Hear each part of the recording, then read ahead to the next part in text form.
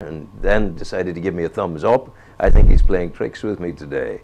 You're welcome back again. It's Ruane, it's Destination Newry, our morning programme outreaching to the entire world. The Mayor of Newry is with me, Michael Ruane. You're most welcome, sir. Morning, Ron. You've come in to shoot the breeze a wee bit. Help us close the week, I suppose. And a beautiful blue sky day out there in Newry, I tell you. Yeah, a nice sunny morning, but I think for the first time we're getting a wee bit of a chill in the air this morning. Chill in the air, for goodness sake. And actually that's coming, just to say, of course, it's as it gets colder and into winter, there's a lovely scheme being organised by the St Vincent de Paul Society. Yes.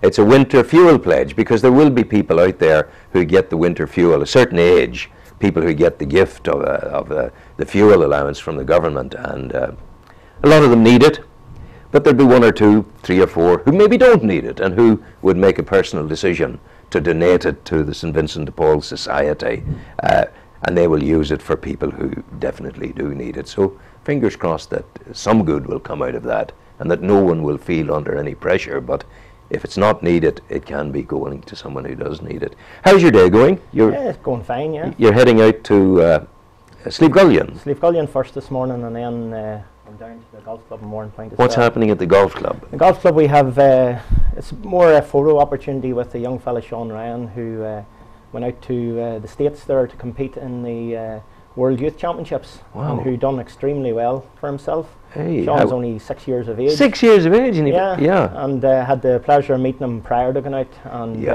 I think also what was good about it was that the council are involved in a sister cities. Of course, with Southern Pines. Yeah, Southern Pines, and through that there, the Southern Pines people put Sean and his family up for the week, which was great. Very good, and it obviously took away from the cost of the whole. They're lovely people, the Southern Pines people. They've been coming into us anytime they visit Newry, and they're coming back to us again. And we're going to go out in the autumn and do a programme from Southern Pines. That'll be good fun, you know. You're looking well. This mayor's job seems to be agreeing with you. Yeah, no complaints now. I'm enjoying it. I think I'm just coming up now to 3 months in place, which is flowing in, so it has went very quickly indeed. Yeah. What are the issues that keep you busy and have kept you busy over the 3 months? I suppose you're dealing with your day-to-day council business and the opportunities you get from people who contact the office and not there to deal with issues that they have. But the council role as mayor just seems to take care of itself in a way. Yeah, but it's additional work, you see. It's not that your caring duties as a councillor stop. They continue, big time. Most definitely. And then the other coat that you have to put on is the coat of the formal representation of the area as the mayor. Yeah, it's been very enjoyable. You're getting out there, you're meeting with groups that you haven't actually met before. You know, you're in a council role, you're more inclined to look to your own area.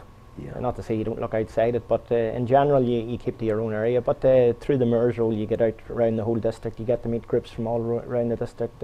Had the pleasure of Silverbridge Taekwondo Club into the council for a small reception on Wednesday night. Yeah. They just back recently from Coventry from the World Championships with 9 medals, 3 gold.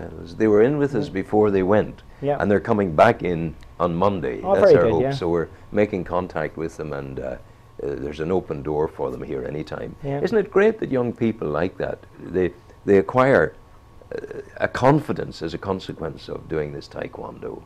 Oh, very much so, and you can see that, and even their coach is a relatively young fella too, and all credit to him. He gives the time. He does. He cares enough to give the time, and that's a huge thing to be doing. It really is indeed. The world of politics down Stormont Way is a bit difficult at the moment for SDLP and Alliance. Now the Alliance fellows into the thing about paying his wife. That's a kind of a quagmire that they should never have got into. Well, that's entirely up to themselves within their own political parties, and they'll have to answer for what they've done. You know, I'm not going to make too much comment on it. You know, but no, you're not. You have a responsibility to the electorate out there, and if you fail to live up to that, then it's the consequences are what we see during the week. Yeah, his McDavid, Conal McDavid, he did an interview the other night with my former colleague and friend Mark Davenport. He would have been far better off not doing it.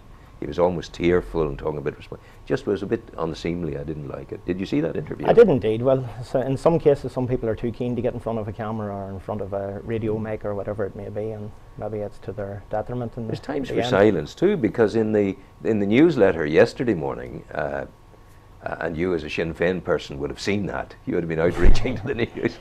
But in the newsletter, there he was sitting alone on a toadstool almost at the bottom of Stormont. And again, it seemed to me, why are you doing this? You know, if you're dealing with a problem, I think it's good to deal with it quietly. Yeah, well, I thought at the very least he could have. I've expected more support from his own party. You know, I'd expect at the very least that the party should row in behind you in circumstances like this. Whether the decision was right or wrong, from a party perspective, there should have been a bit of support. I think Alistair was delighted. That was the end of it. You know, sad that it happened. It broke his heart. But I mean, he expressed himself as saying that the right thing had been done. You know, talk to me about Warren Point. Warren Point's getting better all the time. It's exceedingly beautiful at the moment with the good weather. Yeah, it's been a relatively good summer and an improvement on what we've had in the past. Not just in terms of weather, but a couple of new premises that were closed down for a number of years have opened back up, and it was good to see. And they seem to be doing particularly well, which is good. And let's hope that the other derelict buildings in the town will same will happen with them. You know, so things are looking positive. You know, people aren't out of the woods yet. There's still a way to go, but we're starting to see some it's a very light. Yeah, it's a very different town to Newry, Warren Point. It's more quaint, it's more gentle, dare I say, that people sort of greet each other more regularly, and they nod and they stop and they talk, and it's all going on. And it's a nice town. Well, I think we'd get that in most towns and villages in Newry and more, and I think people are friendly and they do greet each other. You know, but Warren Point is exceptional though. But it actually has the provenance of that. It is the history of that, going back to the time that the Turk White was hiring out the rowing boats at the beach, for goodness sake. Yeah, well, hopefully another thing is that the Narrow-Water Bridge seems to be back in course again. And I didn't want to go because I know it's a sensitive time at this. But the people are out there listening and watching us now in Warren Point and across the world. What real update can you give them? Well, I suppose I have to say I'm very positive about it at this moment in time. And as I say, the council at their Monday night meeting just past have made a decision to make a financial contribution to. What's 1.5 million or something? Well, we haven't put a figure on it. You know, we'll put our money on the table when it's needed. And bearing in mind that not too much of an impact on the ratepayers of the district. But I think there's a want and a willingness out there for people to see it happen. So where are you going to get that money for them for the bridge? You said it's it's a package. You know, there's a number of different. The Irish government, for instance, one private individual, Louth County Council, possibly Down Council as well. So, but you were making the point. You were making the point there about not being too difficult for the ratepayers.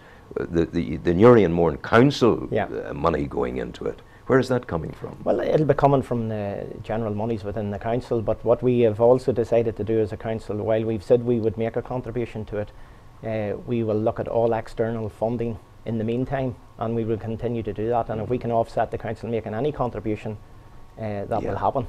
And the other thing is, you're no longer in the jaws of the vice of time. You've got time now. You've time to breathe. You've time to bring it to fruition. Yeah, well, I think I would expect that we should be very close to some sort of an announcement. You know, I can't see it running on too much longer. I think it's getting to the stage where people need to see exactly what's happening. Yeah. Well, look, we can be very assured that people like yourself are at the helm and are caring and are going through the hard work, and it is hard work, of funding and finding funding and all of that. I wish you well. I'll see you at the golf club this afternoon. I'll go down to see this lad and welcome him home, kind of thing. Go well. Have a good day. Take care. That's the Mayor of Newry, Michael Ruane. We'll play you some music now. Sean will source something magnificent for us. Thank you, Sean. Right.